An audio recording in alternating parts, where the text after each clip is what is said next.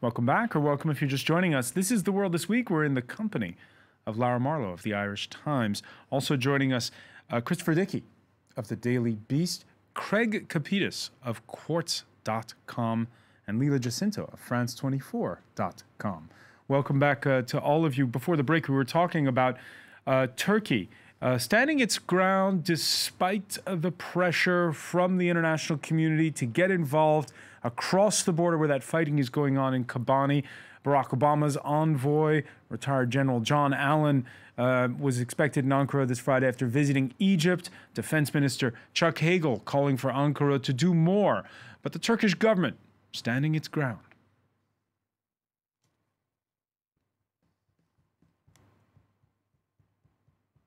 All right, and the foreign minister Davutoglu saying that that for the time being it's just not realistic to have an intervention, and certainly not an intervention without sharing the burden. At this particular point in time, there really seems to be cross purposes as to what to do next. On Lara Marlowe, part of the problem is that you had this emergency, which was ISIS taking over vast swaths of territory. Mm-hmm. Now that something's happening, how do you build a coalition? Turkish-American relations are at a low point. They're the worst they've been for 11 years. Since you might remember in 2003 when George W. Bush wanted to invade Iraq, which is what created the mess that we're seeing now, he negotiated for months and months and months with Turkey to allow, for the Turks to allow the coalition to use Turkish territory. And the Turks said no at the end. And it looks like this is happening all over again. There's really a sense of deja vu. Obama brought this up with Erdogan at the NATO summit at the beginning of September in Wales.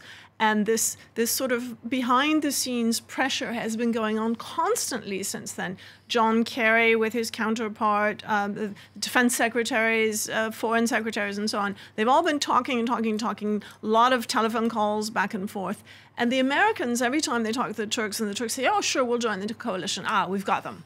Or, yes, they had a vote in the Turkish parliament last week authorizing Turkey to use force against Islamic State, and yet nothing happens. And you sort of have this image of the Ottoman vizier, you know, negotiating with the Western envoy or something. But it's hoodwinking them totally. Hang on a second. I want to bring in Craig Capitas on this. The Turkish president, Recep Tayyip Erdogan, his support base is not just in Anatolia and places like that. He's also managed to win by landslides thanks to a lot of Kurds voting for him.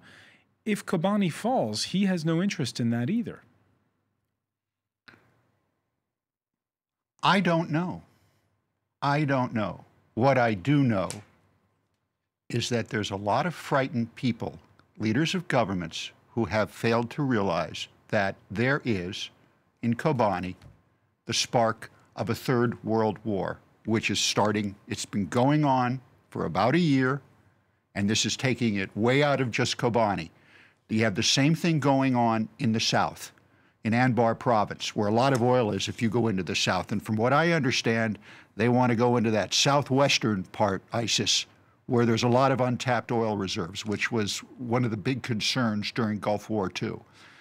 The point is that this discussion to me is really a discussion of riddles. We hear the word coalition. What coalition? There is no coalition. They claim they have more than 40 members. They claim there is no coalition. This whole thing, you mentioned the Ottomans, and this is just what it goes back to. I'm no expert on Ottoman history, but this whole the Turks were able to manage the Ottoman Empire because they knew how to separate the various, what we now call tribes, right? They had their Sunnis, they had their Christians. All right, bring us back to 2014. Well, no, I can't bring you back to 2004 because this is a story of history. This is that none of the politicians we see involved in this non-existent coalition have an idea in hell what to do about this. Absolutely. And which is why I find and Chris rolls his eyes, but what are they doing? what I don't, you know as well as I do, this whole thing goes back to Sykes-Picot, but we're not going to go there.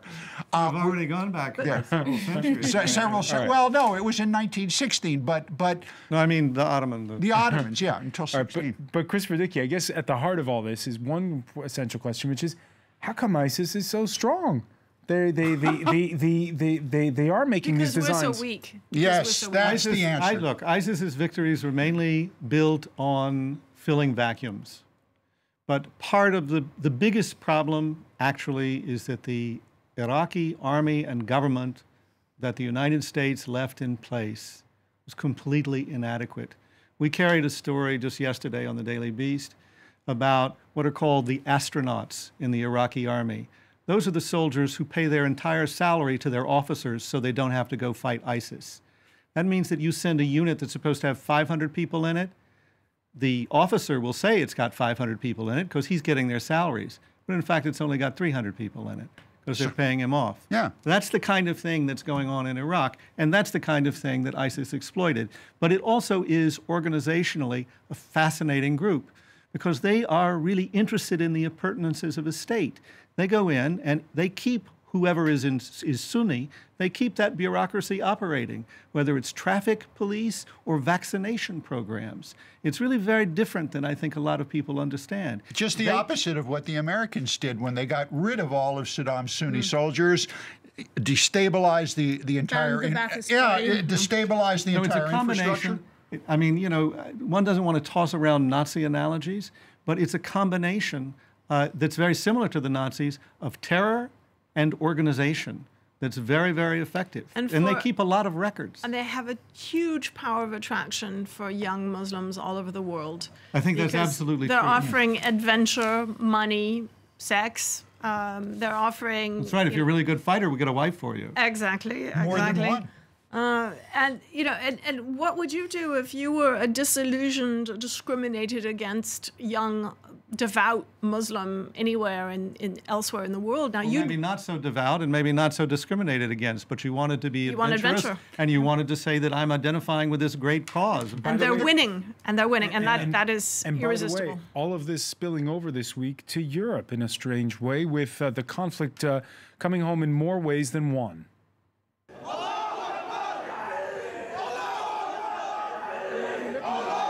Hamburg, Germany, Wednesday evening, where Islamist supporters clashed with Kurds. The German city of Celle, Hamburg, and in Hamburg, there are reports even of Chechen immigrants directly clashing with activists from the Kurdish diaspora. But it's something we haven't seen in France, but these calls of Allah Akbar in the streets of Hamburg, Leila Jacinta. Well, Hamburg had a cell that incubated the 9/11 attacks. But I mean, really what we're seeing is the close ties between Europe and the Middle East. And as I've said repeatedly for the past few months, the blowback is happening so much quicker than we have seen at any point since the Afghan jihad against the Soviets. The links are so much tighter now that, of course, in European cities that have immigrant groups like this, a lot of the immigrant populations fund insurgent groups. The Kurdish diaspora is incensed. As we speak, I am sure there are Kurds in Paris and in Germany itching to go and fight ISIS. Islamism is on the rise. In France, we've got almost 1,000 officially, that's the official figure, young Muslim men and women who have made their way through Turkey to ISIS hands. Of course, this is definitely going to play, European cities are a microcosm of all the winds that are blowing in the region. And does that not lend to an inevitability that this Islamic State is actually going to transform into a real state? How is the West, how are we going to stop this state short of declaring a full tilt boogie war against these people. There's a really, one of the more interesting points in all of this is the United States military, which will give an operational code word to someone who goes to the bathroom while they're on a bivouac, has failed to give this an Operation Desert Storm or whatever to it. Oh, thank God. Well, no, but this, yeah, thank God, but this is actually very significant, Chris, because in the military, awards, medals, promotions are always linked to the name of the operation. They make medals over this, citations, et cetera. And there's a lot of concern in the U.S. military, a lot of upset senior military people, because the White House is yet to give this an operational name. Because once they do, it makes it sound more like a war. Look, first of all, as much as I have tried to sound the alarm about ISIS and what it's doing and the threat that it may pose to the United States and to Western Europe, let's put things in perspective for a minute. Let's say that the high numbers for the number of ISIS troops are correct, that it's 35 or 40,000. It's not a lot. That's not a lot of troops. The New York City Police Department is 35,000 uniformed officers. So that is not a huge amount of number. It's a lot for the NYPD. It's not a lot for an army. It's not a lot for an army if you look at 300,000 Turkish troops across the border. If you look at the combined troops, if you could get them, the combined troops of Jordan, of Saudi, of Turkey, then 30,000 is nothing. The problem is you don't have any of those troops moving. And they say the problem is we want the Americans to lead us. We want, Erdogan specifically is saying, we'll go in on the ground if the Americans are with us on the ground. Not going to happen. Why is he doing that?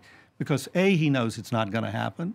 And B, he knows if it were going to happen, it would be opening a bigger war that will be to his liking, a war to get rid of Assad, and a war that will actually make the United States take over the job of occupying Syria. And believe me, nobody in America has any taste for that. No. But even, okay, so they're doing airstrikes. Everyone, the common Where, wisdom by the way, now, is the Turkish Air Force? Do they not have an Air Force?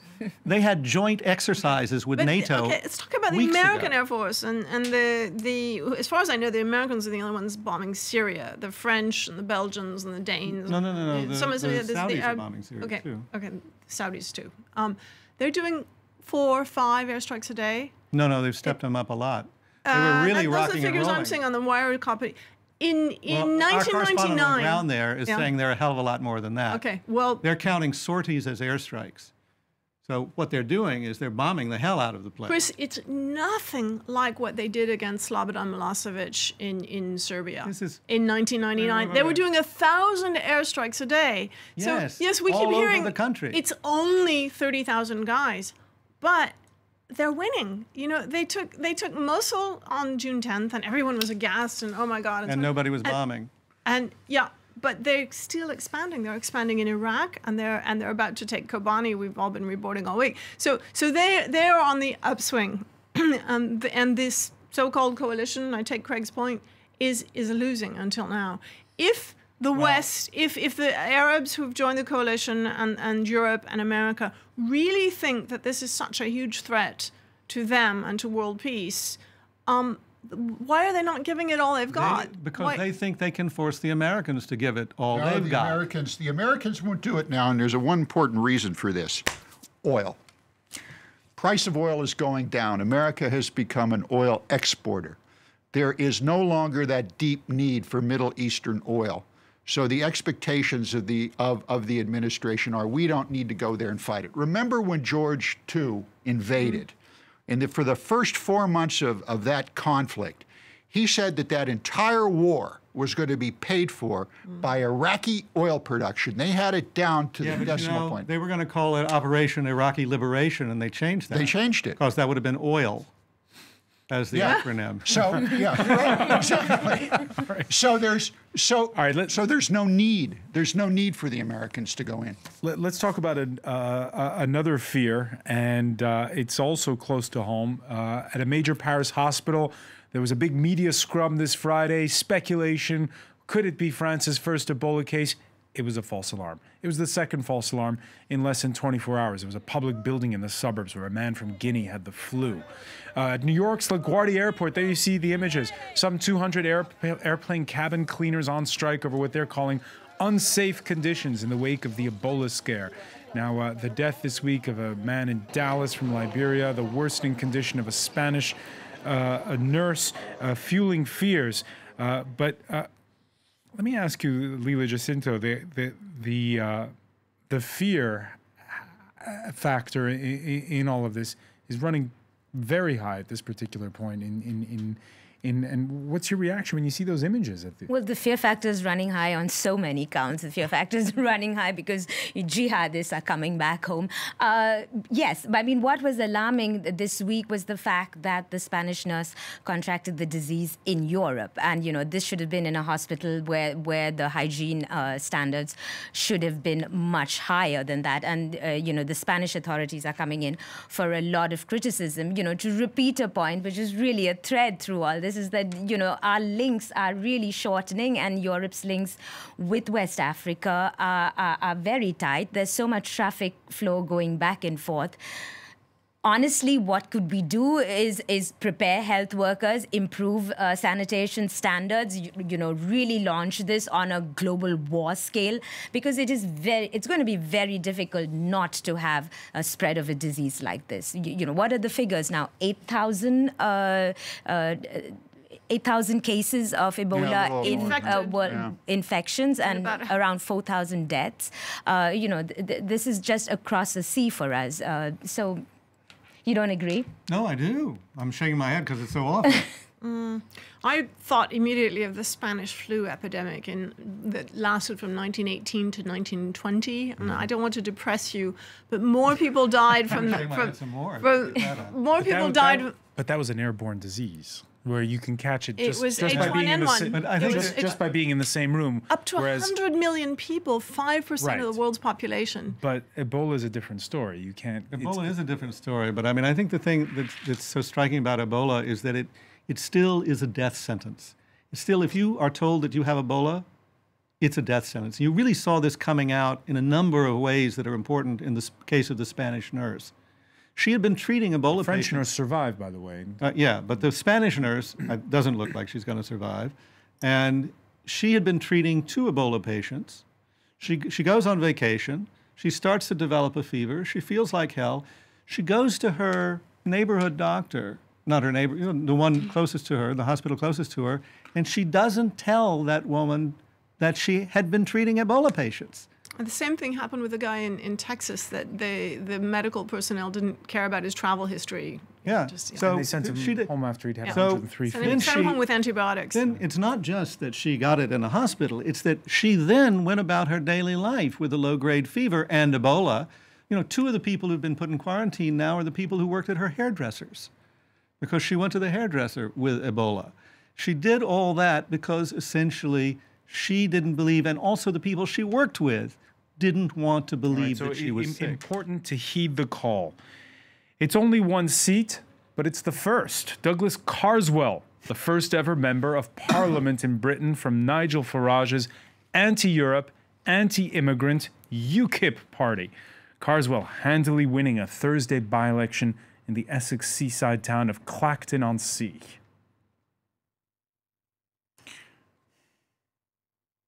And? All right. No longer presume to know what is right for the governed. Crony corporatism is not the free market. Cozy cartel politics is not meaningful democracy. Change is coming with the realization that things can be better. It is an honor to be a small part of that here this evening. Thank you. Who's that guy in the cowboy? I want to vote for him. I want to vote for him. Craig Kapitas, more seriously, you know, Britain is this place where everything is tempered when it comes to politics. The tabloids can have a go, but Sure. This is the first. And by the way, there was another by-election on Thursday where the UKIP did phenomenally well. And they got a couple more coming up in the next few weeks. I think it's part of the pandemic across Europe. I don't think voters are necessarily ultra right wing like these knuckleheads, but they feel people feel disenfranchised. The political parties, whether it's here in France or in the United Kingdom, just aren't doing the job. They both sound the same. So it's very easy to go to these kind of people. And make no mistake about it, this party is a racist, anti-immigrant, viral kind of group playing to the lowest common denominator, you know, saying that, oh, but we have foreigners. But if you, I had the opportunity to attend some of their gatherings, and you hear these guys standing up, they make racist jokes on stage, and everyone starts laughing. I'd tell you some of them. They're not even funny, but they're really off color, and everyone just thinks they're, you know, they're terrific. But this is who you're going to go to. I mean, it's not just in the UK. It's here. Look at Hollande's ratings, the lowest ratings ever. Look at Marine Le Pen. I think it's going to get worse before it gets better. Lara Marlowe? Yeah, I'm fascinated by the comparison with Marine Le Pen and the National Front. And both Nigel Farage, the leader of UKIP, and Marine Le Pen have made huge efforts to appear to be reasonable, moderate, and you no longer hear, for example, anti-Semitic comments from the National Front leaders. They're very, very careful. They want to be mainstream. It was interesting that Nigel Farage, before the European elections in May, did not want to be associated with the National Front. And I spoke to a British acquaintance who actually admires UKIP, and he says they're not extreme right. I called them far right, and he said they're not far right. You know, they're rational people. They're addressing our problems. You know, we want out of the EU, and there's a problem with immigration. We have to talk about it. The other parties won't talk about it. And even the discourse is very similar between UKIP and the National Front. He talked about, in the clip we just saw, cozy cartel politics. That's exactly what Marine Le Pen means when she talks about the UMPS, you know, combining the names of the two main us parties. Be them. Us be them. A subtle message is what you're saying. I want to thank our panel, Lara Marlowe, Craig Kopidis, Leila Jacinto, and Christopher Dickey. Stay with us, though.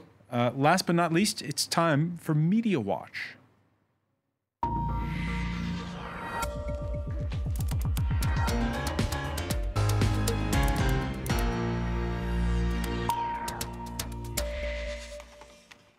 Enter stage left, Olivia Salazar-Winspear. How are you? Good, thank you. What have you been watching this? Well, continuing with UKIP, of course, the new MP Douglas Carswell, but the man hogging the headlines is always the same guy, Nigel Farage. He made waves this morning because of an interview he gave to Newsweek, where he suggested that immigrants infected with HIV should not have access to treatment in UK hospitals. He justified this as part of their policy to control not only the quantity but the quality of people coming into the UK. Comments that, of course, he was challenged on immediately by journalists, even including not just journalists. He was challenged by a woman living with HIV on a live radio phone-in saying, I contribute to society, I'm receiving treatment, I don't see this as a problem. He stuck to his guns, said the National Health Service is national, it's not to be exploited by new arrivals. These kind of remarks were just, you know, met with outrage all day. He had to defend them all day to journalists and everyone else. And especially, I mean, the mainstream media condemned them, but especially associations and charities working for people suffering, living with HIV. And they said this is extremely dangerous. This discourse is comparable to 1930s Germany, this kind of thing. Now, the opposition, Labour politicians, were obviously quick to condemn, but one MP, Diane Abbott, used this as an opportunity to write an editorial, kind of pedagogical guide to other Labour politicians saying, OK, this is how you stop your voters defecting to UKIP. Yeah, because after that by-election, the big discussion is whether or not to demonise them. Exactly, and she said, you cannot react with a knee-jerk movement to the right. You need to listen to these people and you need to offer them a real alternative. Right.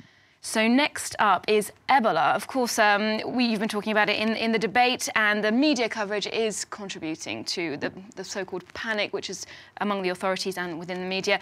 One newspaper cover came in for real criticism. This is the Bloomberg Business Week, where you've got this title, Smeared in Blood. Ebola's coming, with saying that the US has missed its chance to stem the threat.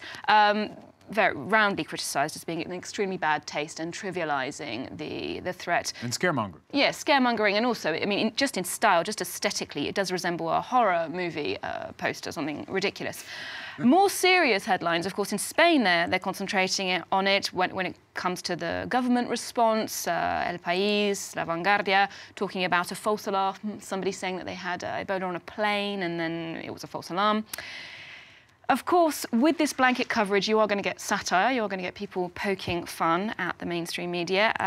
This American website said they've got the picture of an Ebola victim rising from the dead, the first Ebola zombie here.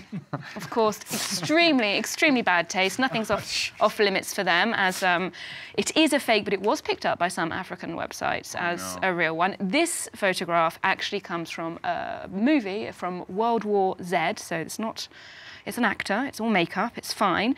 And Slate flagged this up as a hoax and said, look guys, there's going to be a lot of hoaxes about this on the internet. If you want to fact check things, you should go to this website called emergent.info, where they show internet stories, rumours, whether they've been confirmed as false, unverified, or true. So you've got patients here confirmed as unverified. All right, so sort the wheat from the chaff is the message. I want to thank you, Olivia Salazar-Winspear. I want to thank our panel as well.